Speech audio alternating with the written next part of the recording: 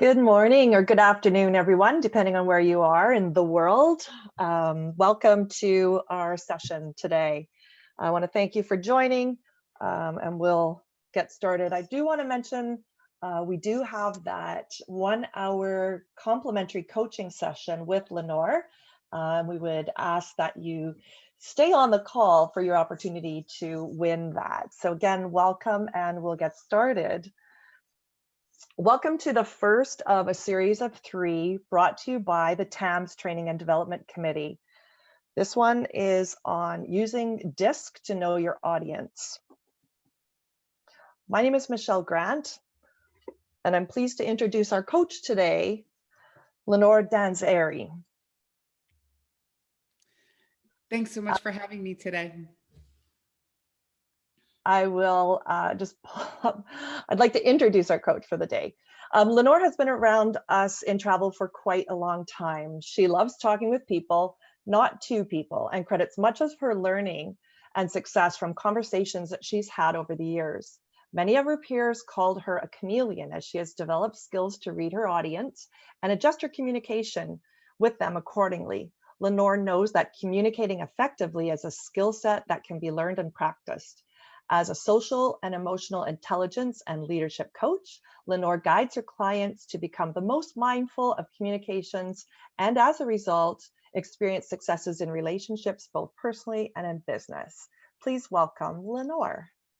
Hi, I'm so excited to be here. It's such an honor to be with you and guide you through the first communication series hosted by TAMS. I'm really grateful for this opportunity. So thank you so much for joining me today. First, I'd like to take a look, communication, as you could see here, I love this quote, communication works for those who work at it. It's not just something that happens, even though, we are born with certain skills, and we'll get into that as we move forward. But I now like to move forward into going over the agenda very quickly with you. Next. So on today's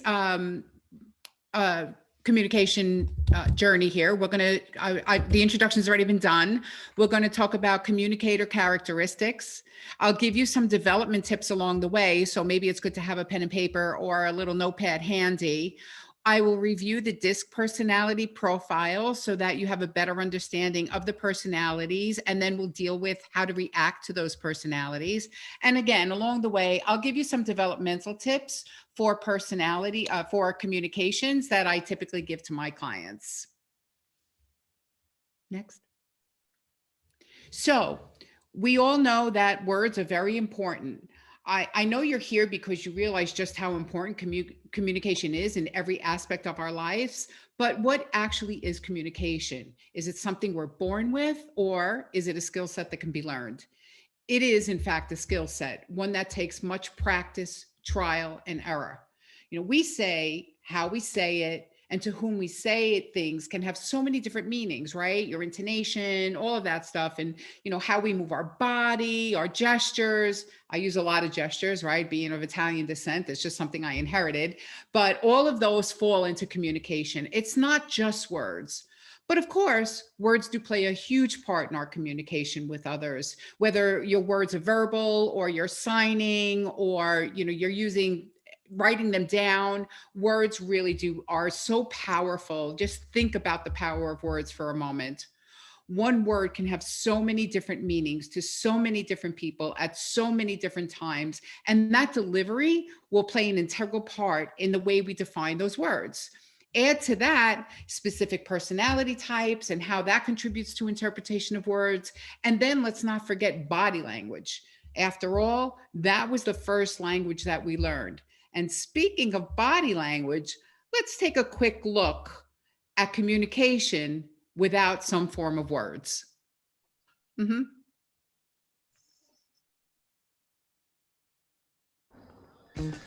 morning, sir. What can I get started for you today? Express yourself. What size? All right. 3 venti lattes. Would you care for a pastry? Nope.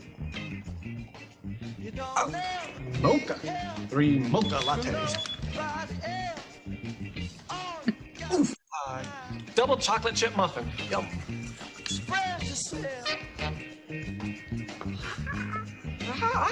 You want 3 Paul McCartney CDs. Uh-oh, what happened? I love the Beatles. They are my life. Something. Assassination. Abraham Lincoln. You, me, gun, shoot. 3 shots. I know, a little slow today. All right, so 3 lattes, 3 mochas, double chocolate chip muffin, and 3 shots. No assassinations. Oh, and 3 Paul McCartney CDs. That's gonna be 6812.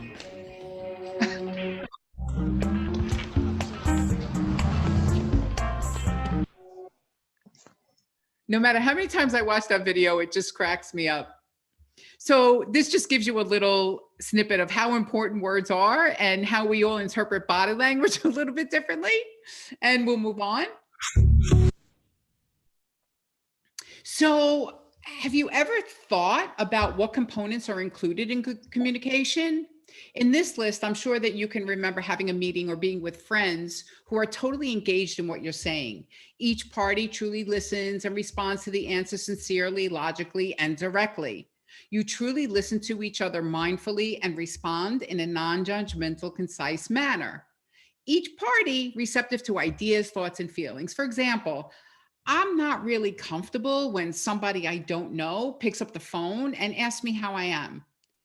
Why are they asking me that question? They don't really know who I am. They've never met me before. My first thought is, do they really care how I am? And as a sales leader, whenever I trained my salespeople, it would, or the training that they went through when they would make a cold call or get on the phone with someone, unless they had a relationship with them, I strongly encourage them not to use the phrase, how are you? Because it sort of takes the trust, the opening trust out of a relationship. So I know, it's all about sincerity. And I know that I went over a few thoughts and feelings and how you have conversations, but I'm sure there's a lot of opposition to what I said in some of the conversations that you've had in the past. So, when you're having these conversations, you want to be open, you want to be direct, present, receptive, organized, logical, concise, and welcoming. Next. On the opposite side of the spectrum, we have those who don't listen to what we're saying. We've all been in meetings where there is one person staring blankly in your direction and shaking their head in acknowledgement at everything you say. Or the person that blows up when they hear your views, ideas, and feelings. Oh, that can just bring our energy way down because, and sometimes it causes you to retreat. You lose control of your meeting that way. I mean, they can really have such a negative impact on any sort of communication that's going on at the moment. Or how about the person that says that all of your ideas are just stupid and won't work? All of these communication scenarios can be the death of a conversation, or worse, a relationship. So those indicators are, some people have social and emotional intelligence blocks. They don't listen to you. They're judgmental, defensive. They have no filter, sometimes guilty, one-sided, and don't budge. So let's think about the best conversation or interactive presentations you've ever done. Choose one of the best one, and as you review that in your mind, think about how it flowed. Was there participation? Was there give and take? Or was the conversation one-sided? Being in sales for a long time, one of the biggest downfalls that salespeople have made, or even if you're in an interview, is just talking. We know that. But back in the day, we used to call it the KISS method, keep it simple, stupid. We used to be told to just shut up and listen, but it's so hard for us because we have so much to give and say. Are both parties straightforward? Do you foster open communication? So if somebody has an idea, do you allow them to come in and voice their idea, or vice versa? Are your conversations clear, organized, and logical when you speak? Do you understand and capture your audience? Do you get defensive? I've been in so many meetings where there's Q&A and people just get so defensive. You know, one of the biggest things I've heard in sales, and we're like, why are you so different? You know, what makes you so different than anybody else? I think that's a wonderful question, but I've seen a lot of salespeople, for example, get defensive about that. And of course, listening. And we'll get into listening a little bit later. I have a lot of skills to help you enhance your listening skill set. So we'll go into that just a little bit later.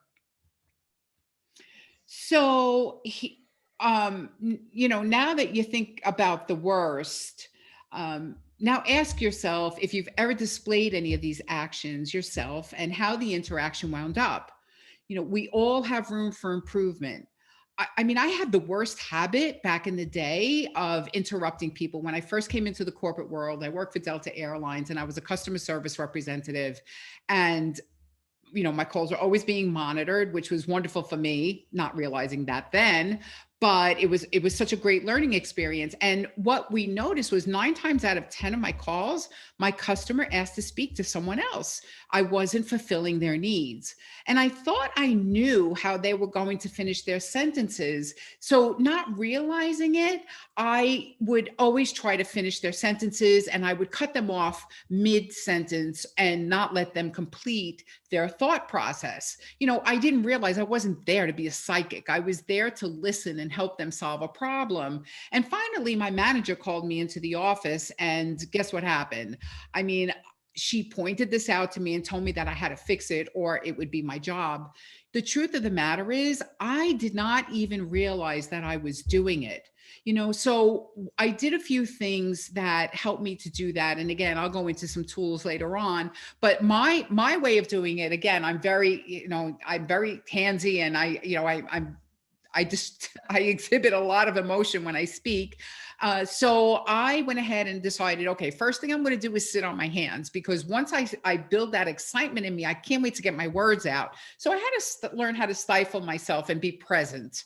The next thing that I did was I would clench my teeth and clench my lips together so that I couldn't move them until I had a clear indicator that my communicator was done saying what he or she had to say.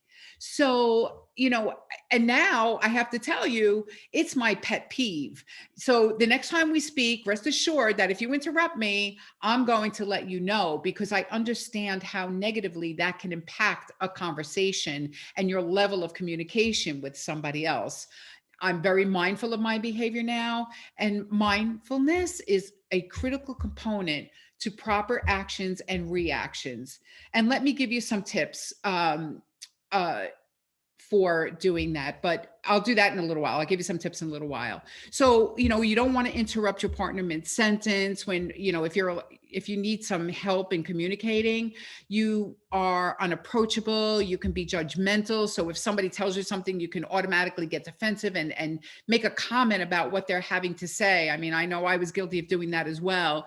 You could communicate with ridicule, threats, or emotional outbursts. You express opinions without tact and consideration, fail to ask others their opinions. So basically not engaging people or be unwilling to change their outlook or opinion, and then unable to establish rapport with others. But I do want to give you some tips. So if you have a pen and paper handy, I'll go ahead and give you some tips as how to avoid, if we can go back, please. Okay, yeah, we can stay here, sorry. To avoid interrupting. So one of the best ways to stop interrupting is, you know, be very, again, I said this before, but being mindful of your actions is so critical to good communications as well as building relationships, right? So many of us just, we go in and we just, you know, we're listening, we're taking notice of other things, we're thinking about our emails, we're thinking about our phones, and, you know, we lose track of what people were saying, which could then make us interject when the person is not finished. So doing one thing at a time, being mindful is very critical Oops, when it sorry. comes to not focusing on the conversation that's at hand. The third thing that I want to bring up is wait to formulate your ideas. Interrupting can happen when you're too busy formulating what you're going to say next, instead of actually listening to the conversation. So instead of waiting to talk, instead of waiting for your turn to talk, really tune in and take in what the speaker is saying.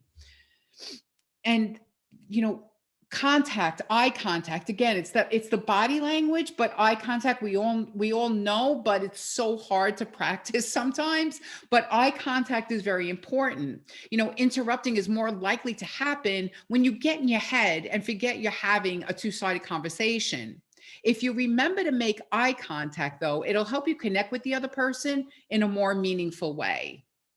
When you look at somebody in the eyes, you're basically sending the message to them that, you are engaged. And I'm looking right into the camera, so I hope you're looking at my eyes. You're engaged, you're working together, and you're really interested in what they have to say.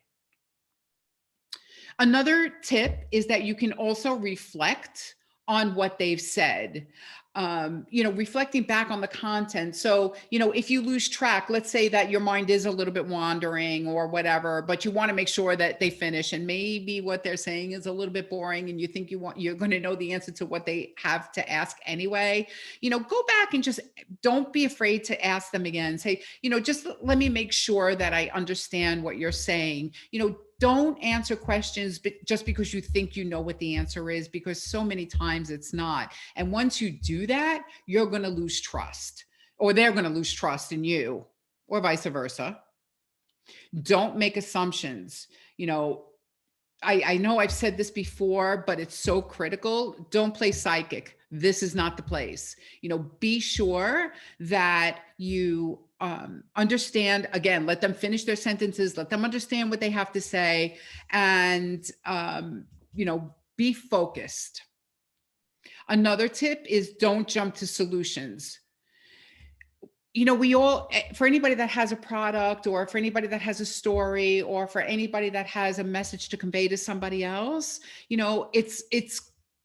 want to help people, right? We want to fix the problem. And if you're a good listener, the last thing you're going to want to do is glaze over, turn inward as you search your mind for potential solutions. Staying present. I know I keep repeating staying present and staying mindful, but the more you're present and mindful, the more knowledgeable you're going to be for your sitter. So if somebody's having an issue, even in a personal relationship, if somebody's going through something and, it reminds you of something that has happened to you before, keep in mind that it's not. And try to push your own thoughts gently away. Just recognize them, don't judge them, let them just float by, and make that contact again with your sitter. Look into their eyes, actively listen to what they're saying. The next tip is to make it all about them. I don't know if there are a lot of people in sales on the call, or, but I will tell you that, we love to just talk. It's almost like we like throwing up our words a lot of times, because we have a lot to say. And not to say that what we don't have to say isn't valuable, but it might not be valuable for the person in front of you. And for any of us that have, sales training, or any of us that have done sales or have had, communications where, somebody's saying, oh, my boyfriend, told me something, and, and we're thinking, oh my God, we have all these thoughts going in our head.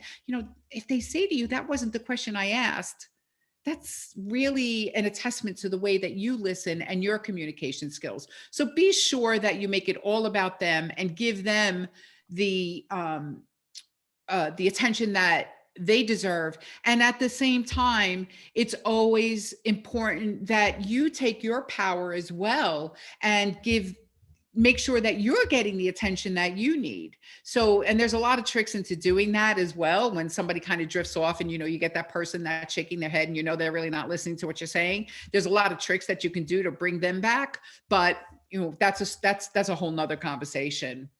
Another way that you can enhance your listening is to be sure that, you hold off on the questions. Let them complete their thoughts in full before you start asking questions.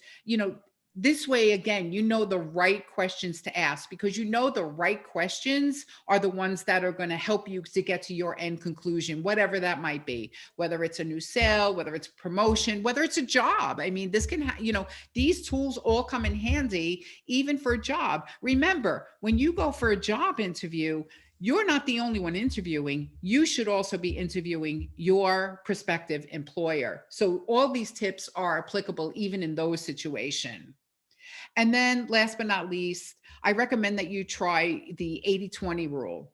Another helpful trick here of the 80-20 rule is 80% of the time you're listening to people that you're speaking with, and 20% of the time you're speaking. So try to keep a gauge on how much you're speaking, and always have a direction when you speak. First and foremost, and this is, I'm going to read off the screen now for you too. These are just some more other tips. Stay positive. Be sure to clarify what the other person is asking. Or talking about. Don't be afraid to ask questions.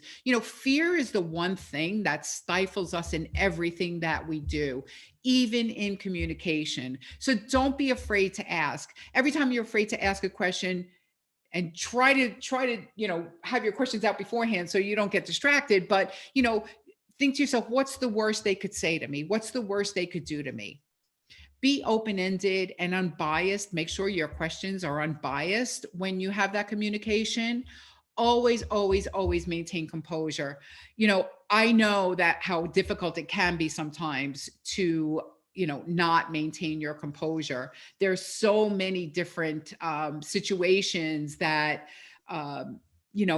just put you on either on your defensive, or you start to get very flustered if somebody, if you're talking to somebody about a certain topic, situation, or some proposal that you're doing, and somebody asks you a question outside of what you're saying and doing that has absolutely or you may perceive to have no relevance to what you're saying to them, it's easy to get thrown off. Don't. Just, even if you have to say, let me just take a moment and take a couple of deep breaths so you can bring yourself to the place you were. And obviously knowing your content is also very important at that point, because at least you can bring yourself back to where you were. Make sure your messages are planned, and genuinely always express your appreciation. If you're not grateful for where you are, don't say it. If you're not really happy with the way things went, don't say it. Obviously don't say, I hate this. This was the most disgusting situation I've ever been in. But, find a way to say, I really enjoyed the company. However, there's a lot of things that I didn't agree with, and maybe we could review those.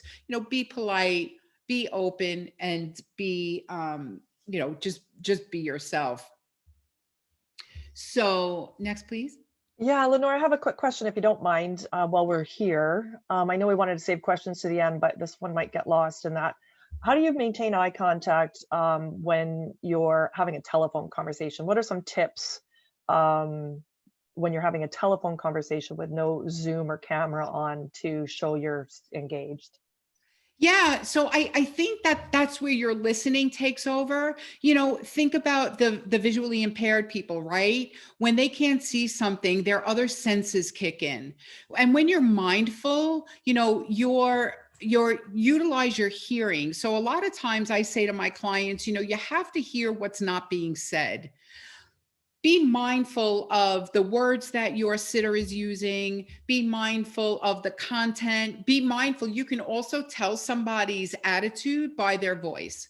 So if I sat here and I was telling you about how to communicate all of your thoughts and stuff to people, and I had this attitude, I think that you might all be able to understand that I might not be having such a great day.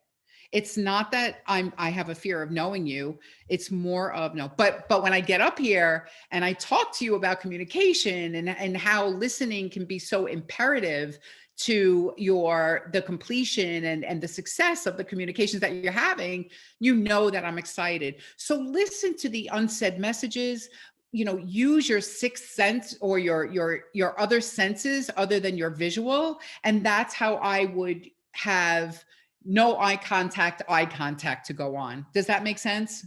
Absolutely. And I can't see you right now. So just the tone and excitement in your voice, has me engaged versus the example you just gave. So Yeah, I mean, perfect. it's crazy because, it's almost like, we forget that we have these other senses, and that's part of the problem. We just want to talk, talk, talk, talk, talk, talk. So yeah, I'm glad that was helpful. Next. I think there's a bit of a delay. So when you have communication must be hot. I love that. That's honest, open, and two-way. Next. So now we're going to go into the DISC profile. Earlier, I addressed personality types as it pertains to communications. I am a very loud and commanding personality, in case you haven't noticed. And prior to understanding how it affects people, I was told that I was very intimidating. And I have to be honest, like I was shocked. I believe that I am the most approachable person ever. I also love interjecting humor. And that comes very natural to me. I think I'm the funniest person in the world. So that comes very natural to me. And I thought everyone else thought so too, but how wrong I was. Before I understood the different personality traits, I would go in loud, commanding, and well, I thought I was hilarious until one day I had a gentleman who happened to be a CPA. A numbers guy, a very straightforward guy, and he only wanted the facts, and he didn't find me funny at all. And I, he thought I was beating around the bush when my answers to his questions took more than 5 words than the question required. My personality was not appreciated, and this was not a professional conversation. This was a date, and by the way, I wound up marrying him. So I had to learn how to temper my personality. I left out the jokes and I started speaking straightforward, to the point, no frills. And then so I went to the opposite end of the spectrum, and then I was presenting to a group of young technology executives. By the time I got to the nuts and bolts of my presentation, half of them were asleep. They were totally not engaged and totally bored. It was then I learned I really had to know my audience, what they were like, how did they like to be presented to, how much time did they have, read their body language, listen to the words and phrases, use my other senses. And that's where the DISC personality profile helped me become a chameleon. So as you could see, the DISC profile, and if, I believe that you'll be able to access this PowerPoint later on, but this is a really great thing for you to print out, especially in your professional life, even when you go and you have a meeting with someone that you've never met before. Maybe you could look at their LinkedIn profiles and just get, a sense of what their personality is like. Are they funny on their LinkedIn profile? Are they very straight to the point? Are they old school? Are they new school? Are they forward thinking? Are they back, old school thinking? I'll be politically correct. Old school thinking, and get a feel for what they're like. So DISC stands for a dominant personality. The D stands for dominance. I stands for influential.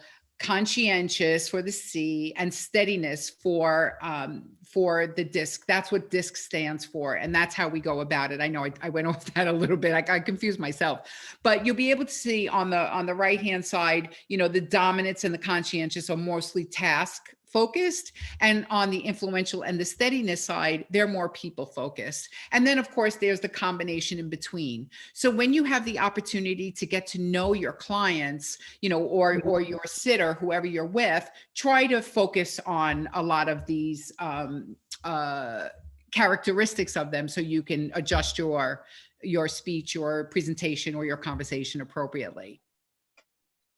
Next. So why DISC? The reason that you want to do this is because you want to understand how people prefer to communicate and have a good understanding of how you communicate as well. So you want to get to know yourself. What kind of a communicator are you? this profile is not a one size fits all. All it is a tool to help you measure behavior and adjust your communications appropriately. It helps your communication style and helps you identify your own strengths and helps to build the strengths of others. And last but not least, it helps you to form better relations, because when you know your sitter, you have a good relationship there. So the D's, like others, to be direct, straightforward, and responsive to their needs for results. They like authority, they like challenges, they like prestige, freedom, growth, assignments, bottom line approach, and opportunity for advancement. So they're blunt and demanding, they don't have a lot of empathy, they lack sensitivity, and prefer little to no social action. Next. So how do you communicate with them? Just be direct and to the point, stress the benefits, stress the ROI and approach, stay on topic, agree with facts and ideas, not the person, set precise timelines, just be really tight when you have a conversation with a D personality. The I's, like others, to be friendly, emotionally honed in, and to have their contributions recognized. They like to talk. They're talkers. They don't like a lot of control. They like to ad lib a lot. They like to be in the public eye. They like to be recognized for their abilities, and they're great motivators because they have that high level of emotional intelligence there. They like to be persuasive and influential. They love being in the limelight. They love to elaborate, and they love to, they love to just exaggerate their thoughts and ideas. So they're very passionate. I have a lot of mine is in the eyes, by the way, and they're vulnerable to perceived rejection. So they're very sensitive. Communicate with eyes, just be aware of what's going on in their life, recognize them for who they are, let them talk a little bit more about their feelings. Theirs is going to be more feeling driven. They like public recognition. So definitely try to applaud the eyes more than anything else. And, use your humor. This is a place where you can use your humor and they would appreciate it. The S's like others to be relaxed. So they want you to be relaxed and agreeable and cooperative, and they want you to be appreciative. They like security. They like time to adjust to change. They like sincere appreciation. They're very keen. They understand sincerity. So, that's something that you need to be very in tune with the S's. And they identify with a team or a group. So they're really good in team situations. The S's are warm and friendly. They are a little bit resistant to change because they are so emotional, and they take things to heart. They're more heart driven. So they need to be appreciated, and they try to avoid conflict as much as possible. Next. Just be consistent.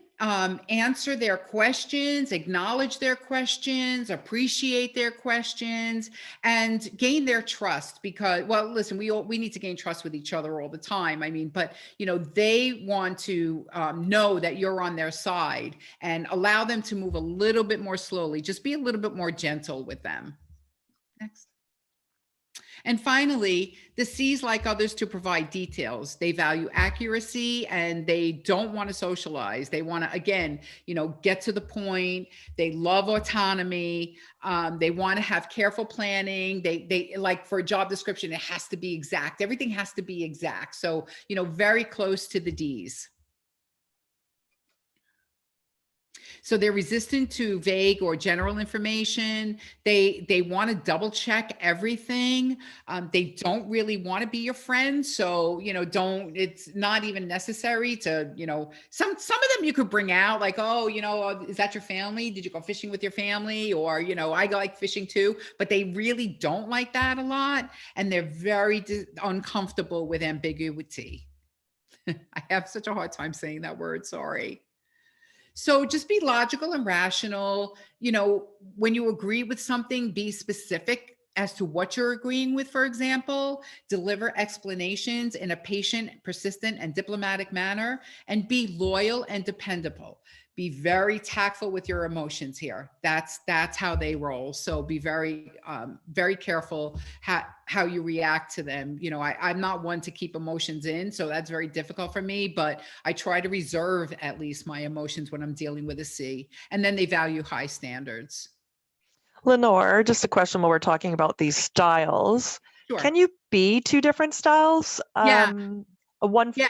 But can you also be one way personally and one way in business?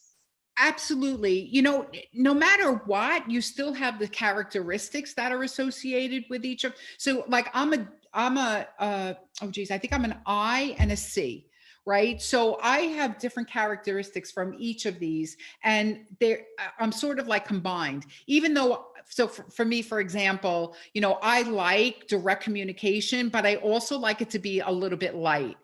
Now, in my personal, I tend to go more as an I. In my professional, I lean more towards a C. But definitely there is a combination that I am a combination of all of these, and all of us are. So and the degrees differ. And that's only something that you'll learn when you start talking to someone. Right. Did I answer your question? Yes, thank you. You're welcome. Next. So, you know, what's really important is that, you know, we have to learn our audience. We have to know our audience, how to communicate with them, because everybody communicates differently. Let's take a quick listen.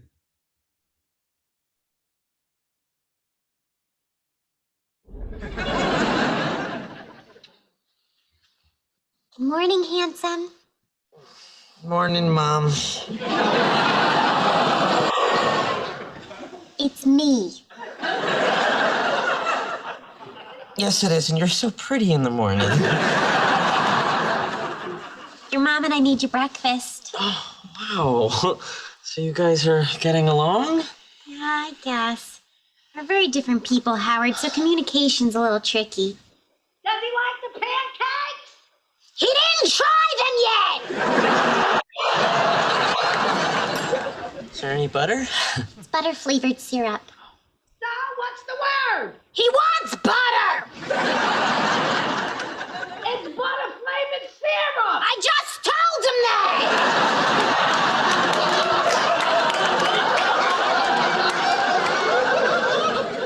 I don't need any butter. If you want butter, I'll get you butter.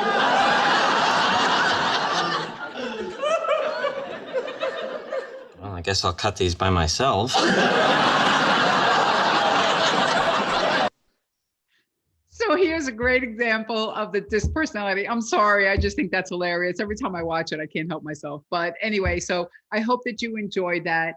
And I hope that you found today's information helpful for your next meeting, your party, your date, your clients, and even talking with your family. Because no matter what your level of communication, the one thing I'll say is always be mindful of what you say, the way you listen, and the actions that you shows. Being mindful is key to success. As a last thought, and I hope I read this properly because it confuses me, so I'm sure that it might get to you too, but remember, not only to say the right thing in the right place, but far more difficult still, to leave unsaid the wrong thing at the tempting moment. Gotta love Benjamin Franklin. But thank you so much for attending today. I appreciate your time and I appreciate you being here. Thank you so much, Lenore, for presenting today. We have some time left, or we've left some time purposely for some Q&A. So if anyone, we've have answered a few come in through the session. So we'll open that up to any other questions we have. Just give that a minute to come through. I've got one here, Lenore. Sometimes I find the person I'm speaking to gets defensive. What do I do?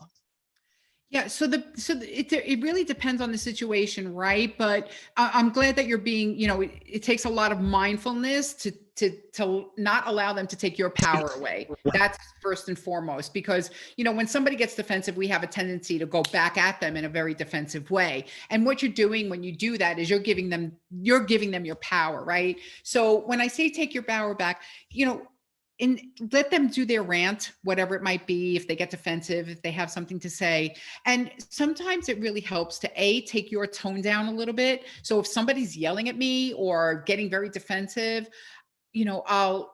I'm very sincere when I say it. I'm really sorry that you're feeling that way about that. Let me make sure I understand, and let me see how we could correct that. Make sure that you address what it is they're getting defensive about, because so many times it could be a misunderstanding. Maybe we didn't hear them right and we said something that was totally off.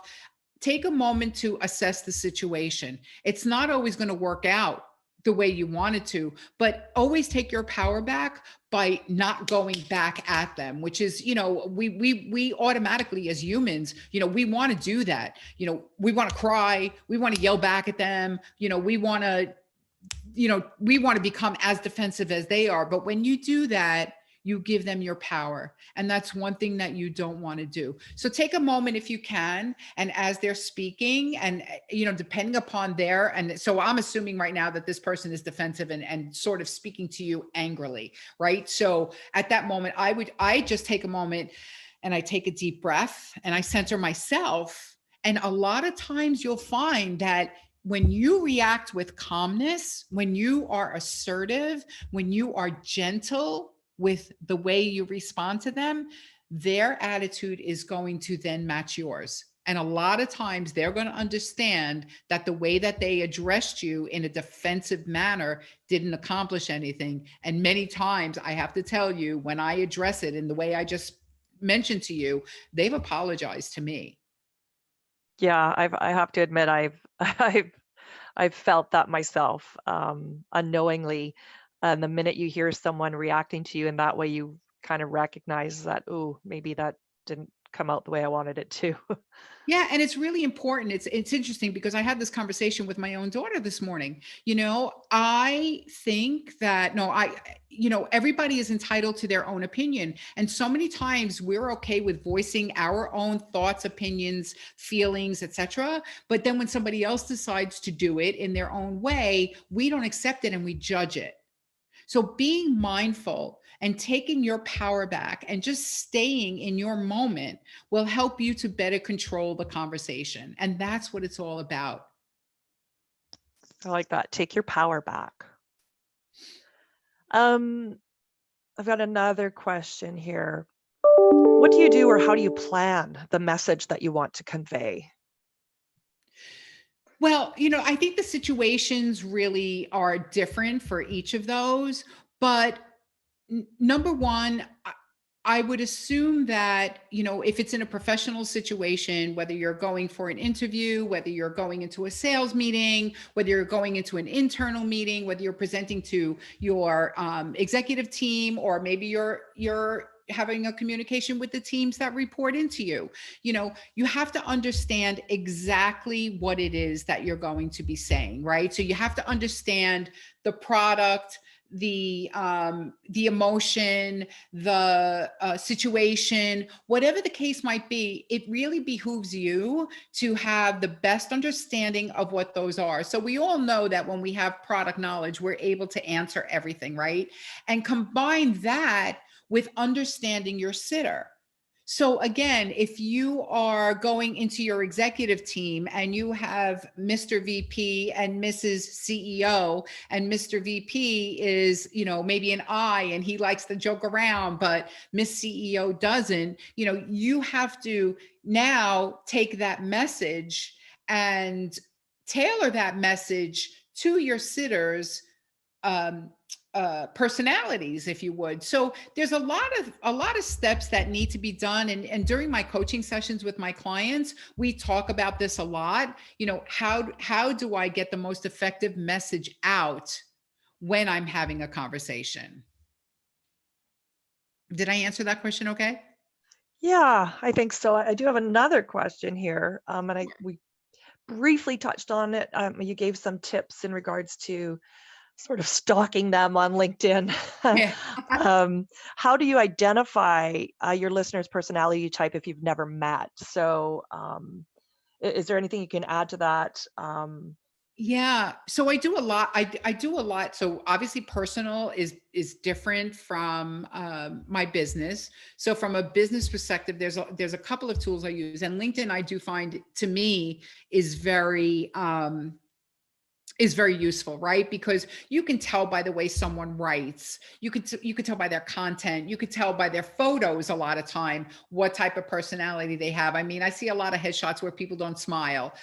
Not that that means that they don't like to smile, but if you read the content and combine both, you can have a good understanding. The other thing I like to do is if I'm going into a business meeting with someone that I've never met before and I have their phone number, to confirm a meeting or whatever, or if I have emails from them, I will call them that number in the middle of the night to get their answering machine and see what their message is. So if their message is like, "Hi, this is Lenore Denzieri, leave a message and I'll call you back," I know I better not get on there and say, "Hey, how you doing?" And be my normal self. But if I have somebody go, "Hi, this is Lenore. I'm not able to get to the phone right now, but you know what to do with the beep," I'm going to be more relaxed. I'm going to have a more relaxed attitude. So that's one trick that I've learned over the years that comes in kind of handy.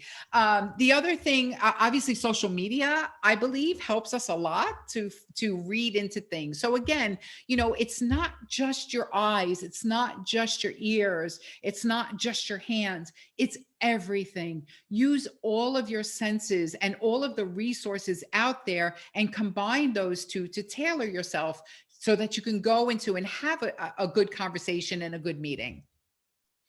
Yeah, and I think if I could add to that, maybe one thing that I have done is if I'm meeting someone I don't know, is I'll look for connections that I have to that person and maybe have a conversation with those folks about, can you tell me a little bit about this person I'm meeting?